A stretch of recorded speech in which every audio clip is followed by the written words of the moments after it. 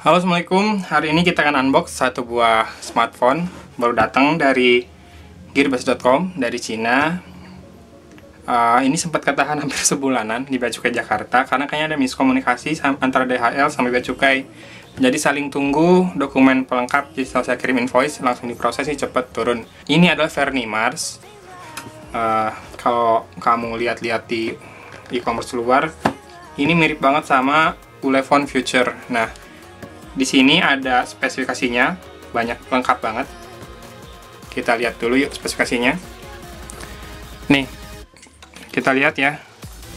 Kurang jelas memang karena warnanya abu-abu di atas warna putih. Tapi saya bacain aja. Helio P10 octa-core, MediaTek Helio P10. RAM-nya 4GB, internalnya 32GB, support sampai 128GB melalui microSD. Kalau nggak salah slotnya hybrid. Dan ini konektornya sudah menggunakan USB Type-C, 4G LTE, Android 6.0, 64 bit, dual SIM, dual standby, 5,5 inci, Full HD, kamera belakangnya 13 megapiksel, mampu melakukan video recording sampai Full HD 1080p, autofocus PDAF, metal unibody, Corning Gorilla Glass 3, dengan tepian 2,5D, fingerprint sensor. Nah, ini nanti unik deh, fingerprint sensornya kayak Xperia X kemarin di pinggir. Lihat ya. Kemudian quick charge support sampai 9 volt 2 ampere. Baterainya sendiri 3000 mAh. Yuk kita langsung lihat apa isi di dalam kotaknya. Saya jauhkan dulu lagi kameranya. Oke, ini dia kemasannya, putih, bersih. Cuma ada tulisan Verni Mars menggunakan warna silver. Lihat plastiknya. Petugas bea cukainya nggak rajin nih, nggak diplastikin lagi handphonenya. Kemudian kita lihat di depan ada anti goresnya, udah buluk banget. Kita lepas aja lah. Ini dia smartphone-nya. Kemudian ada ini SIM tray ejector. Perlengkapan di dalamnya hanya kepala charger dan kabel data, sama buku manual tentunya. Ini dia kepala chargernya. Kelihatan nggak tuh outputnya, sampai 12 volt 1,5 ampere atau 9 volt 2 ampere paling tinggi. 5 volt juga masih support sih. Kabel datanya tentu saja sudah USB Type-C. Oke, sudah kelengkapannya. Ada di sini fingerprint scannernya. Kemudian tombol power yang ada tekstur membulat kayak cakram, kayak teksturnya Zenfone. Kemudian ada volume rocker di sini. Dan ada garis antena menyambung. Ya, you know lah mirip apa nih garis antenanya. Kemudian di sisi atas ada port audio 3,5 mm saja. Di sisi kiri ada slot SIM card.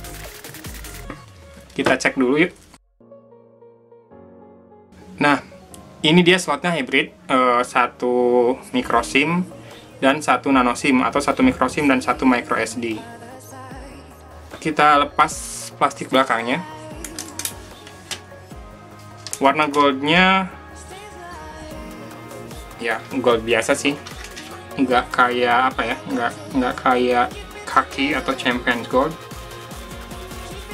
Feelsnya nggak terlalu kayak metal, walaupun ini berbahan metal, agak lembut.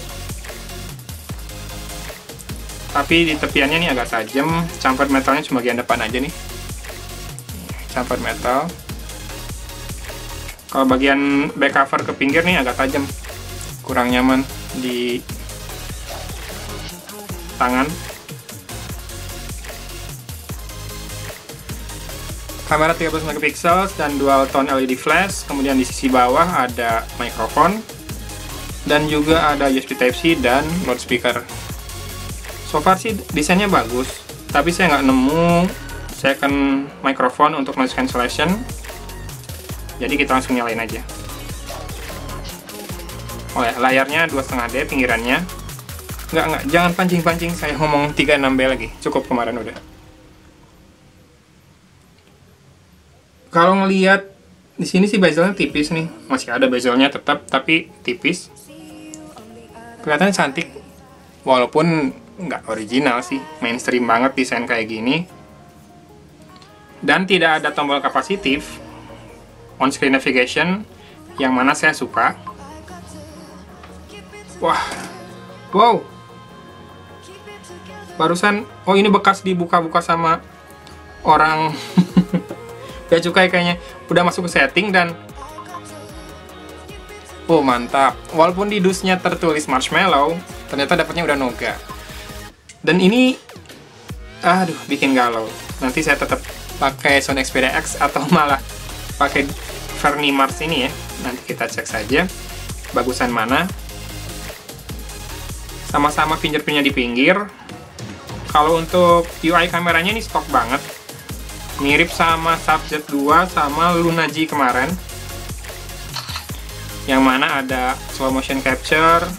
Kemudian kalau kita masuk ke setting, harusnya ada EIS ya, ada EIS, jadi Electronic Image Stabilization, bukan optik. Kita coba autofocus.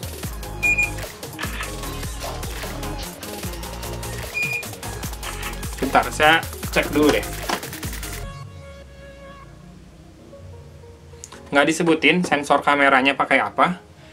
Cek aja di link di deskripsi ya, untuk tahu spek lengkapnya, apakah sensor kameranya pakai Sony atau tidak. Seingat saya pakai Sony, tapi saya takut lupa, nggak bisa mastiin, harus lihat dulu. Ini kan kotak kemasannya berpori-pori nih. Kita coba fokus dari dekat. Bertekstur sih, bukan berpori-pori. Dapat fokusnya walaupun dari jarak dekat, dan detailnya juga dapat. Kamera depan resolusinya biasa saja, resolusinya 5 megapiksel. Hasilnya sih menurut saya biasa saja, nggak keren-keren banget, dan noise mulai kelihatan. Memang bukan handphone di zaman selfie lagi se-ngetren sekarang. Ini udah agak lama sih keluarnya, dan sekarang harganya udah makin turun, sekitar 160 $, makanya saya tertarik. Ya, tampilan UI-nya persis sekali dengan Nougat-nya di Sony Xperia X kemarin, karena memang ini stok. Untungnya stok, jadi saya nggak perlu ngapa-ngapain lagi, udah bisa nikmati Nougat. Tinggal kita coba performanya nanti. MediaTek P10 dikasih baterai 3000 mAh, apakah mampu menembus 24 jam atau lebih, atau gimana? Nanti kita coba ya. So far impresi saya sih ini smartphone cantik, desainnya walaupun mainstream ya. Sudah Nougat, baterainya 3000 mAh, kemudian sudah USB Type-C juga, dan pakai MediaTek Helio P10, yang mana itu masih acceptable buat saya dibanding Helio X series yang baterainya boros banget.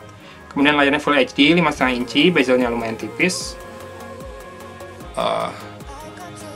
Jadinya good phone lah, dengan harga 160 $, atau sekitar hampir 2 juta ya. Oke, saya coba dulu smartphone-nya. Demikian unboxing, hands-on, dan first impression dari Fernie Mars ini. Terima kasih Gearbest sudah kirim barang ini. Dari Kota Cimahi, saya pamit undur diri. Assalamualaikum warahmatullahi wabarakatuh.